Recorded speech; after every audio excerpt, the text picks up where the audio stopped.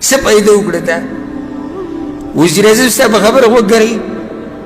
نه د سعودي عرب بچیانو ستا خبره رسي نه غیبت کې دروغ وې په ګناه کې د ځان واقع کو او هغه مخې ته چې کوم نعمت پروت و د هغې نه م څه شوې د هغې نه پکې محروم شي ډوډۍ یې ولاړه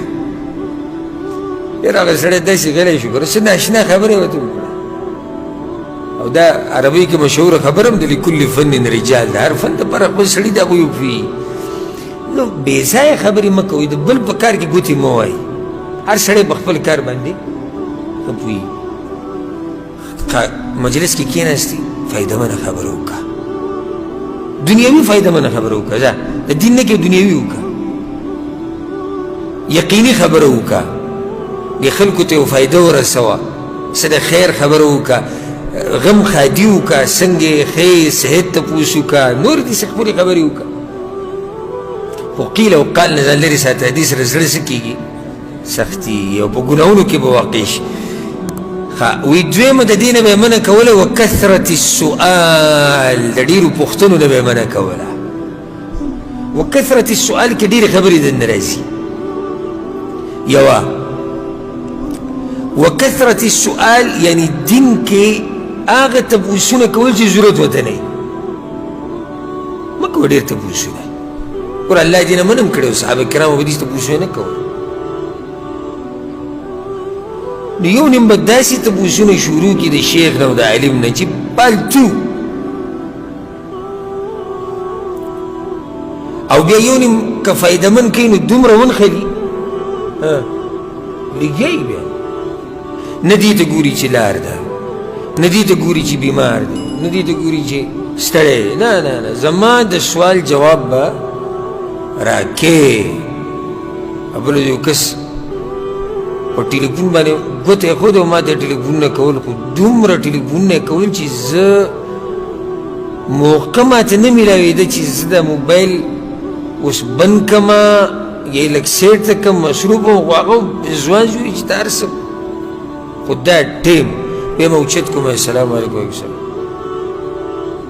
زمونږ وایي سوال یې ورته ټلیفون نه اوچتېږي ما بل ټیم نو بل ټیم خو موږ ځان له مصروف دا هغه خلک دي چې د سوال په ادب نه دي پوهه زمونږ یو استاذ و د مصر و الله دې له برکتي ژوند ورکړي هغه نه به موږ فقه وي ډېر پوهه عالم و نو یو ورځ هغه مشر سړی و د شوګر بیمار و نو یو ورځ هغه دا وایي چې سوال جواب که څوک کوي ویې کوي سحر 9 بجې وي ها چې هغه موږ ته دا وایي که څوک سوال جواب کوي ویې کوي کوله و مجلس و په هغه ورځ نور پیریډونه نه وم د دغه شیخ سره ناسته طالبان داسې د دین 9 بجې د شیخ صاحب نه سوالونه شروع شو او په کم 12 شویو سوالونه روان د 9 نه او کم 12 او موږ ټول لګېږو او دومره چې یو جواب ختم شو شیخ ابل وی شیخ ابل په طریقه په دې کې به هغه سر چولېده شروع شو او ما له اوبه راوړې اوبه مو راوړې بیا د لاسونه رپېدو بیا ما پرې وغوښته وي زه معذرت نور جوابونه نشم در کولی ما ته هېڅ پته لګي چې بیا زه څه یم داسې نه چې خطا شم و دې کې زموږ غلطي ده شیخ خو یو د علم دریاب او خدا خوښوي چې ما نه خلک تپوسونه وکړي مخکې ته چې کوم طالبان ناست دي دا هم څوک دي لکه دومره سوالونه چې کوي تاسو څه خیال دی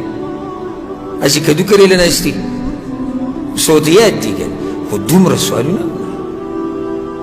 چې ته سړي ته نقصان ورسې د هغه ټیم والي ډېر د بل کار نه وباسي نه دا طریقه یې زده کړي بیا فرضي سوالونه خو بلکل نه کوي فرض کا د دې نه منه راغلې ده ځکه